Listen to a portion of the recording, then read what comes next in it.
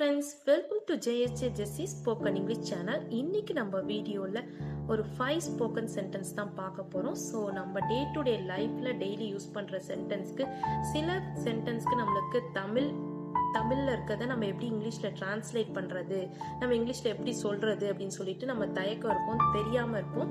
So அந்த மாதிரி day to day லைஃப்ல நம்ம யூஸ் பண்ற வழக்கத்துல யூஸ் பண்ற நம்ம சொற்களுக்கு நம்ம எப்படி சென்டென்ஸ் நம்ம இங்கிலீஷ்ல டிரான்ஸ்லேட் பண்றாங்கறத இந்த வீடியோல பார்க்க போறோம். வாங்க வீடியோக்குள்ள போலாம். அவர் வழியில் வந்து கொண்டிருக்கிறார். ஃபார் எக்ஸாம்பிள், இப்ப யாராவது அவங்க வந்துட்டு இருக்காங்களா அப்படின்னு கேட்டா, ஆமா அவங்க வழியில வந்துட்டு இருக்காங்க அப்படின்னு சொல்லுவோம். ஓகேங்களா? சோ இது எப்படி இங்கிலீஷ்ல சொல்றது அப்படின்னு பாத்தீங்கன்னா, ஃபர்ஸ்ட் நம்ம கிட்ட இருக்க தமிழ் சென்டென்ஸ்க்கு நம்மளுக்கு என்னென்ன வேர்டிங்ஸ்லாம் இங்கிலீஷ்ல நம்மளால டிரான்ஸ்லேட் பண்ண முடியும் அப்படின்றத ஃபர்ஸ்ட் நம்ம பாத்துக்கணும். சோ அவர் அப்படின்னா நம்ம ஒரு ஆண் போல குறிக்குது. அப்போ ஆண்னா நம்ம என்ன சொல்வோம்? ஹி அப்படின்னு மென்ஷன் பண்ணுவோம். ஓகேங்களா? ஹி. அடுத்தது வழியில் வந்து கொண்டிருக்கிறார்னா அப்ப கண்டினியூஸா நடந்துட்டு இருக்குது, ஒரு கண்டினியூஸ் ஆக்ஷன் அப்படின்னும் போது நம்ம என்ன ஹெல்பிங் வெர்ப் யூஸ் பண்ணணும்னா இஸ்ன்ற ஹெல்பிங் வெர்ப் நம்ம யூஸ் பண்ணுவோம். ஏன்னா இது பிரசன்ட் டென்ஸ்ல நடக்குது, அதாவது நிகழ்காலத்துல கண்டினியூஸ் டென்ஸா நடக்கும்போது, கண்டினியூஸா நடந்துட்டு இருக்கும் போது, ஏன்னா வந்து கொண்டிருக்கிறார் அப்படின்னும் போது கண்டினியூஸா வந்துட்டு இருக்காங்க அப்படின்னு அர்த்தம். சோ வந்து கொண்டிருக்கிறார் அப்படின்னும் போது ஹி இஸ்ன்ற ஹெல்பிங் வெர்ப் நம்ம யூஸ் பண்ணோம். ஓகேங்களா? வழியில் அப்படின்னு சொல்லும் போது வே. ஓகேங்களா? சோ வந்து கொண்டிருக்கிறார் அப்படின்றதுக்கு, அப்படியே வழியில் வந்து கொண்டிருக்கிறார் அப்படின்றதுக்கு on the way. On the வே. வழியில் வந்து கொண்டிருக்கிறார் அப்படின்றதுக்கு ஆன் தி வே. ஓகேங்களா? அவர் வழியில் வந்து கொண்டிருக்கிறார். he is on the way. ஓகேங்களா? நெக்ஸ்ட், என்ன புத்தகம் உனக்கு வேண்டும்? இப்ப ஏதாவது புக் ஷாப் போயிருக்கோம், என்ன புத்தகம் உனக்கு வேணும், என்ன புக் உனக்கு வேணும் அப்படி சொல்லிட்டு நம்ம கேட்கணும்னா எப்படி கேட்கலாம் அப்படின்றது பாத்தீங்கன்னா, என்ன அப்படின்றதுக்கு இங்கிலீஷ்ல என்னது? வாட். என்ன அப்படின்றதுக்கு இங்கிலீஷ்ல வாட். புத்தகம் அப்படின்றதுக்கு புக். ஓகேங்களா? What book. உனக்கு அப்படின்றதுக்கு you.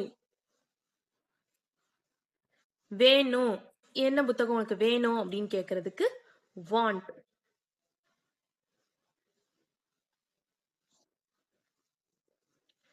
What book you want? What book you want? என்ன புத்தகம் உனக்கு வேண்டும்? What book you want? என்ன புத்தகம் உனக்கு வேண்டும் அப்படின்னு சொல்லிட்டு கேட்கறதுக்கு அப்படியே டிரான்ஸ்லேட் பண்ணி நம்ம கேட்கலாம். ஓகேங்களா? நெக்ஸ்ட், என்ன செய்யறதுன்னு தெரியல. சில நேரம் என்ன செய்யறதுனே தெரியல அப்படின்லாம் நம்ம வழக்கத்துல சொல்லுவோம் நார்மலா.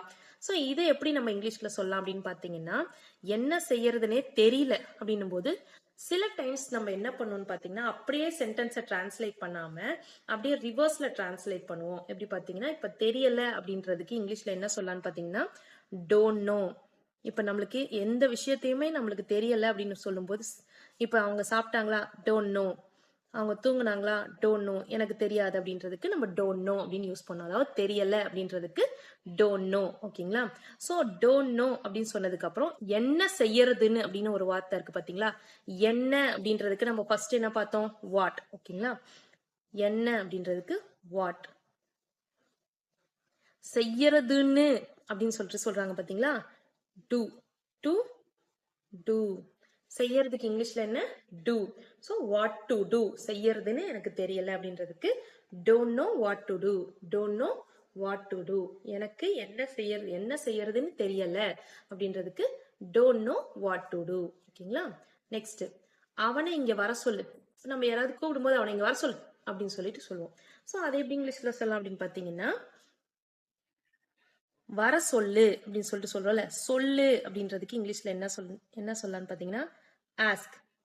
அவனை அப்படின்றதுக்கு ஹிம். Ask him. இங்க வர சொல்லு அப்படின்றதுக்கு டு கம் ஹியர்.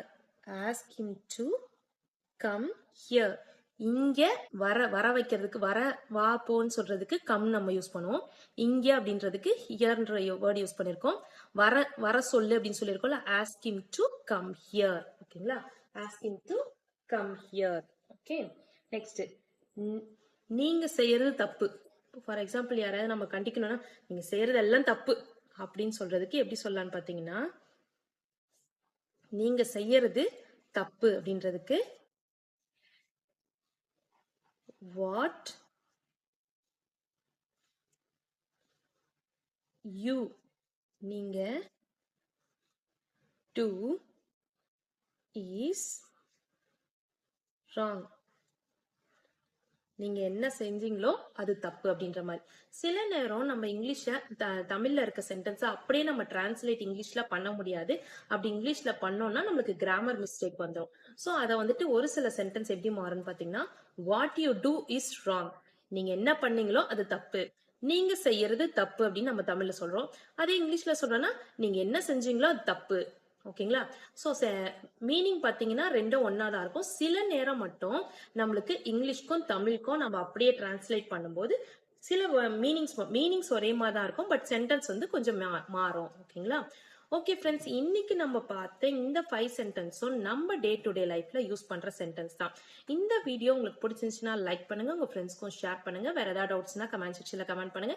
என்னுடைய சேனலை சப்ஸ்கிரைப் பண்ணி பக்கத்துல இருக்க ஆல் பட்டன் பிரஸ் பண்ணிக்கோங்க ஃப்ரெண்ட்ஸ். என்னுடைய இன்னொரு சேனல் ஜேஎஸ்ஜே ஜெஸ்ஸி எஜுகேஷன், அதுல SA writing, letter writing, Tamil கட்டுரை, இந்த மாதிரி வீடியோஸ்லாம் போஸ்ட் பண்ணிட்டு இருக்கேன் ஃப்ரெண்ட்ஸ். தமிழ் அண்ட் இங்கிலீஷ் 2 லாங்குவேஜ்லயுமே போஸ்ட் பண்ணிட்டு இருக்கேன்.